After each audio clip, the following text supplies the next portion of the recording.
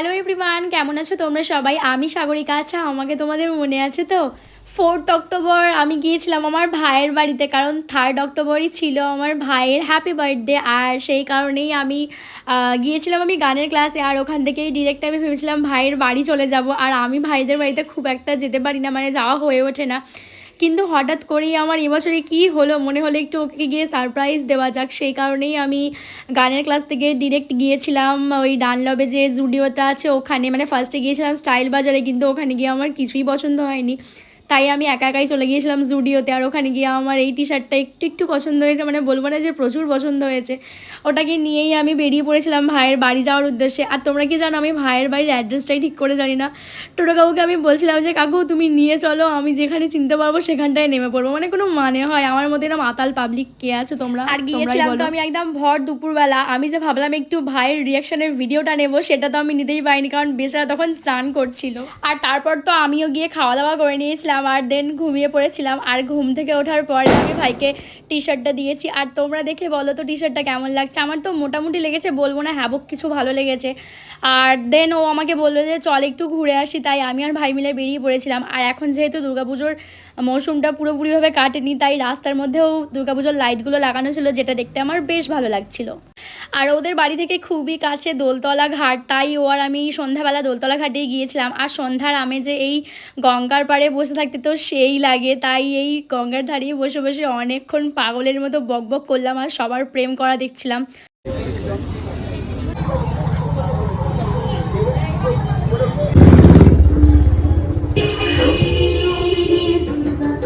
ঘাটে অনেকক্ষণ বসার পর তো আমরা ঠিক করছিলাম বাড়িতেই আসবো, কিন্তু আমার ভাই তো আমার কথা শুনবেই না। ও সেই জোর জবরদস্তি আমায় ধরে বেঁধে নিয়ে গেল একটা রেস্টুরেন্টে। যাই হোক, সেখানে গিয়ে তো আমি ফার্স্টে বলছিলাম যে আমি একটু মোমো খাবো, ব্যাস। ওনার তো শুধু মোমো খাওয়ালে হবে না, উনি নাকি আমাকে আবার আরও কিছু খাওয়াবেন। তাই ও অর্ডার করেছিল রেশমি কাবাব, যেটা খেতে বেশ ভালো ছিল। আর পুজোর একদমই পর তাই রেস্টুরেন্টে বেশ ফাঁকা ফাঁকাই ছিল। আর এই যে একটা কিউটি পায়ের সাথে দেখা হয়ে গেছিলো, দেখছো কতটা কিউটও। আর এই যে আমার ফোনের মধ্যে একই ফ্রেমে দুটো কিউটি পাই। তারপর তো এখানে আমি ওয়েট করছিলাম খাবার দাবারের জন্য। আর তারপর তো আমাদের খাবার দাবারও চলে আসে। এখানে ছিল রেশমি কাবাব, তারপর মোমো অর্ডার করেছিলাম আমরা। দুটো খাবারই বেশ ভালো খেতে ছিল।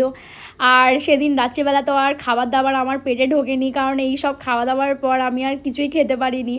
আর সেদিন অনেকটা রাত হয়ে গেছিলো, ইচ্ছে তো ছিল বাড়িতে ফিরে আসবো, কিন্তু ভাই আর কাকিমা এতটাই জোর করছিল যে আমাকে ওদের বাড়িতে থাকতে হয়েছিল। আর এই প্রথমবার আমি ভাইয়ের বাড়িতে গিয়ে থাকলাম। তোমরা তো ব্লগে দেখেছো ভাই আমাদের বাড়িতে থাকে, আর আমি এই প্রথমবার ওদের বাড়িতে রাত কাটালাম। আমার তো বেশ মজা লাগলো। আর ভাইয়ের সাথে তো সারা রাত গল্প করেছি আমরা, কি বলবো আর তোমাদের। ওর সাথে যে কখন সময়গুলো কেটে যায় এত তাড়াতাড়ি, মানে বুঝতেই পারি না আমরা দুজন। আর তারপরের দিন আর ব্লগ কন্টিনিউ করা হয়নি। আর সন্ধ্যাবেলায় আমি চলে এসেছিলাম বাড়িতে, এটা ঠিক তখনকারই একটা ক্লিপ। যাই হোক, তোমাদের এই ভিডিওটা কেমন লেগেছে অবশ্যই জানিও। আর যদি ভিডিওটা ভালো লেগে থাকে লাইক করতে একদম ভুলো না।